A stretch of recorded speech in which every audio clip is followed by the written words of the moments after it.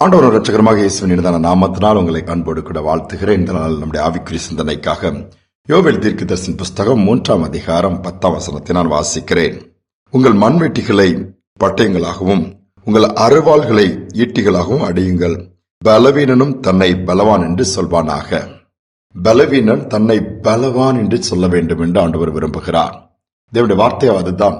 இன்றைக்கு நாம் அப்படி சொல்லுகிறோமா? ஏன்? வார்த்தை நம்மை ஆளுகை செய்யும் என்பதை நாம் மறந்துவிடக்கூடாது. வேதம் அதை தெளிவாக சொல்லுகிறது. யாக்கோபு நிருபத்திலே எழுதப்பட்டிருக்கிறது, நாவு அவைகளிலே சிறியதாக இருந்தாலும் ஒரு காட்டையே கொளுத்து விடுமாம். எப்படி கப்பலை ஒரு சுக்கான் கட்டுப்படுத்தி அதை செலுத்துகிறது, அதே போல நாவானது கட்டுப்படுத்தக்கூடிய தன்மை, ஆளுகை செய்யக்கூடிய தன்மை அந்த வார்த்தையில் உண்டு என்று வேதம் சொல்லுகிறது. இன்னுமா நீதிமொழிகள் 18:21 வாசித்து பார்த்தா, மரணமும் ஜீவனும் நாவின் அதிகாரத்தில் இருக்கிறதாம்.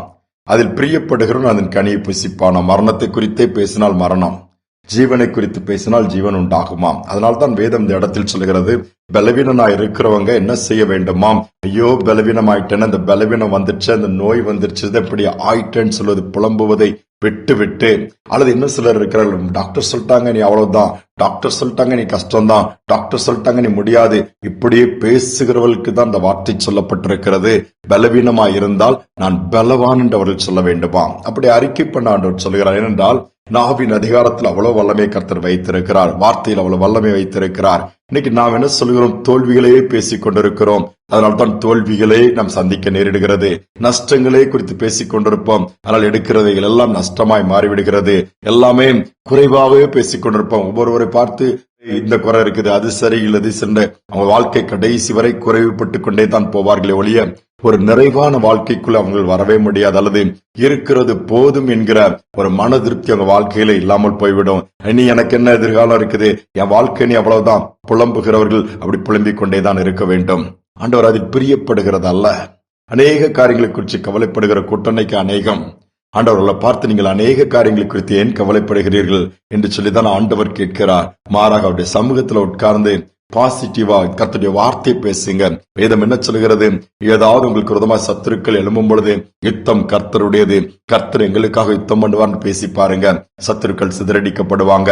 ஏதாவது தேவை உண்டாயிருக்கும் சொன்னால் என்ன செய்வது? என் பிள்ளைகளுக்கு இதை வாங்கி கொடுக்க வேண்டுமே, அல்லது இதை செய்ய வேண்டுமே, இதில் வீட்டு காரியங்களிலே தேவை இருக்கிறதே, அல்லது இப்ப கடன் அடைக்கணுமே சொல்லும் போதே கர்த்தர் என் குறைவுகளை நிறைவாக்குவார், என் தேவைகளை சந்திப்பார்னு சொல்லி பேசி பாருங்களா. கண்டிப்பா ஒரு வழியை ஆண்டவர் உண்டாக்கிடுவார். நம்ம மாறாக என்ன பண்ணுகிறோம்? குறைவுபட்டுச்சே, நீ எங்கிருந்து வருமானம் வரப்போது, எப்படி இதை அப்படி புலம்புவோம் என்று சொன்னால் வாசல்கள் திறக்கப்படவே திறக்கப்படாது. ஒரு நரம்பு சம்பந்தமான டாக்டர் சொன்ன ஒரு ரிப்போர்ட்டை நான் ஒரு ஊழியர் பகிர்ந்து கொண்டதை நான் பார்த்தேன். அப்ப அந்த ரிப்போர்ட்டில் அந்த டாக்டர் பேசிக் கொண்டிருக்கும் போது, மனிதனுடைய சரீரம் தசைகள், எலும்புகள், நரம்புகள் இவைகளால் அமைக்கப்பட்ட ஒன்று. நரம்பு மண்டலம் என்பது நமக்கு தெரியும். அதிலும் நல்ல வல்லமை படைத்த அல்லது அதிகாரம் படைத்த நரம்பு எங்க இருக்குன்னு சொன்னா ஆளுகை செய்யக்கூடியது நாவின் பகுதி தான். ஆமா, அந்த நாவின் உள்ள அந்த காரியங்கள், அதனோட கனெக்டா இருக்கிற நரம்புகள் எல்லாம் அது அவ்வளவு பவர்ஃபுல்லா வார்த்தைகளை பேசும் பொழுது அந்த நரம்புகள் எல்லாம் அதன்படி செயல்படுமாம். என்ன வார்த்தைகளை பேசுகிறோமோ அதன்படி ரியாக்ட் பண்ணுமாம். ஒருவேளை நான் பலவான் சொன்னாது நரம்புகள் எல்லாம் அந்த பலனுள்ளவராய் ஒரு மாதிரி ஸ்ட்ரென்தன் ஆகிவிடுமா, அல்லது நான் பலவீனமா இருக்கிறேன்னு சொல்லி திரும்ப திரும்ப அதை சொல்லிட்டே இருந்தா, அந்த டாக்டர் சொன்னது அதுதான். யாராவது பெரியவங்களோ வாலிபு பிள்ளைகளோ தம்பியோ தங்கச்சோ யாருனாலும் நான் பலவீனம் ஆயிட்டேன், ஐ எம் சோ வீக் அப்படின்னு சொல்லி திரும்ப திரும்ப சொல்லிட்டு இருந்தா அந்த நரம்பு அந்த வார்த்தைகளை உள்வாங்கி பிரெயினுக்கு அனுப்புமா.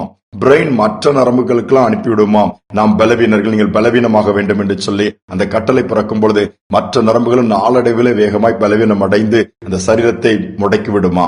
இந்த கன்னிகளுடைய வாழ்க்கை அதுதானே. இனி அவ்வளவுதான் என்று சொன்னா அப்படியே உடனே முடிந்து நொடிந்து விழிந்து விடுகிறார்கள். திரும்ப எழும்புவதை கடினமாய் போய் விடுகிறது. சோ சின்ன ஒரு காரியம் தான் அழகாக ஆண்டவற்றிருக்கார். அதுல பெரிய ஒரு மாற்றத்தை வைத்திருக்கிறார். பலவீனமா இருக்கிறீங்களா? சோர்ந்து போயிருக்கிறீங்களா? அல்லது உடைந்து போயிருக்கிறீங்களா? அல்லது உங்க வாழ்க்கை முழுவதும் இடிக்கப்பட்டு போயிடுச்சுதா? இனி வாய்ப்பே இல்லைன்னு சொல்றீங்களா? உலகம் சொல்லும், உறவுகள் சொல்லும், ஏன் மருத்துவம் சொல்லும், மற்றவங்க சொல்லலாம், சூழ்நிலை கூட சொல்லும், பிசாசுன்னு சொல்லுவான். ஆனா ஆண்டவர் ஒருபோதும் உனக்கு வாழ்க்கையே இல்ல, நீ ஒருபோதும் நீ ஒருப்பட மாட்டா, இப்படிதான் இருப்பா, கஷ்டப்படுவான்னு யாருக்கும் சொன்னது கிடையாது. மாறாக சுகமாயிரு, எழுந்திரு, நட அப்படின்னு சொல்லி தைரியமாயிரு, பயப்படாதே, இதானே ஆண்டவர் சொல்லுகிறார். அந்த வார்த்தைகளை உள்வாங்கி நாமும் பேசுவோம். நாமும் தைரியமாய் அறிக்கை பண்ணுவோம். கர்த்தரை நடத்துவார், கர்த்தரை உயர்த்துவார், கர்த்தரை பாதுகாப்பார். என் பிள்ளைகள் நல்லா இருப்பாங்க, சூழ்நிலை மாறிடும், அற்புதங்கள் நடக்கும். எனக்கு ஒரு குறைவு இருக்குது, அது இன்னைக்கு நிந்தையா இருக்குது, மற்றவங்க எல்லாம் என்னை அற்பமா நினைக்கிறாங்க, அதனால நான் வீட்டுக்குள்ளே முடங்கி கிடக்கிறேன், நான் எங்கேயும் போறதில்ல. இதெல்லாம் விட்டுட்டு நான் நேரடியா எல்லா இடத்துக்கும் போவேன். 4 பேர் கேள்வி கேட்டாலும் பரவாயில்ல, எனக்கு விரோதமா பேசினாலும் பரவாயில்ல, அவங்களுக்கு முன்னாடி ஒரு நாள் கர்த்தர் என்னை வாழ வைப்பாரு, நான் வாழ்ந்திருக்குது அவங்க பாப்பாங்க. இப்படி சொல்லிட்டு போய் பாருங்க, கர்த்தர் அதை பாப்பாரு, உங்கள் அறிக்கையை அங்கீகரிப்பார், அற்புதங்கள் தானாக நடக்கும். கண்களை மூடி ஜெபிப்போமா? எங்கள் அன்பின் தகப்பனே, இதனால நம்முடைய சமூகத்துல தாழ்த்தி வருகிறோம்ப்பா. உடைய வார்த்தை அழகாக சொல்லுகிறது, பலவீனமா இருக்கிறவங்க தங்களை பலவான் என்று அறிக்கை பண்ணணும் நீங்க எதிர்பார்க்கிறீங்கப்பா. ஏனென்றால் நீ பலப்படுத்துகிற கிறிஸ்து இருக்கும் பொழுது நீர் எப்படி எங்களை சும்மா விட்டு விடுவீர்? நீ பலவீனத்தோடு, வேதனையோடு, மரண கட்டுகளோடு, நம்பிக்கை இழந்து போய், நொந்து போய், இனி வாழ்க்கையே முடிஞ்சிடுச்சு, எல்லாம் இருளா போயிடுச்சு, இனி எழுந்திருக்க முடியாதுன்னு சொல்லி சோர்ந்து போய் விசுவாசத்தை இழந்து தவிக்கிற பிள்ளைகள் இந்த செய்தியை கேட்க நேரிடுமானா அவருடைய நாவுகளை நீ தொடுவீராக, வார்த்தைகளை வைப்பீராக, வைராக்கியத்தை கொடுப்பீராக. மற்ற காரியங்கள்லாம் தூக்கி போட்டுட்டு கர்த்தரின் பட்சத்தில் இருக்கிறார், நான் பயப்படேன், மனிதன் எனக்கு என்ன செய்வான்னு சொல்லி அந்த ஒரு வைராக்கியத்தை கொடுத்து தூக்கி நிறுத்துங்கப்பா. செய்வதற்காய் ஸ்தோத்திரம். ஒவ்வொரு வீடுகளிலும் வல்லமை நிரம்பட்டும், ஒவ்வொரு உள்ளங்களையும் வல்லமை நிரப்பட்டும். ஜெயத்திற்குரிய அப்படிப்பட்ட சிந்தனைகள் ஒவ்வொரு இருதயங்களும் நிரப்பப்படட்டும் அப்பா. பார்வையில் ஒரு விசுவாசம், வார்த்தையில் ஒரு விசுவாசம், எல்லாவற்றிலும் வல்லமையான வார்த்தைகளை பேசக்கூடிய பாக்கியத்தை கொடுங்க. தாழ்த்தி ஒப்புக் கொடுக்கிறேன், துதிகனமை ஏற்றுக்கொள்ளுங்க. இயேசுவின் நாமத்தில் பிதாவே, ஆமேன், ஆமேன். நம்முடைய வார்த்தைக்கு ஆளுகை செய்யக்கூடிய வல்லமை உண்டே. வார்த்தை மாறினால் நிச்சயமாக வாழ்க்கையும் மாறும். இந்த சிந்தனையோடு இந்த நாளை தொடருவோம். மீண்டும் நாளை தினம் சந்திப்போம்.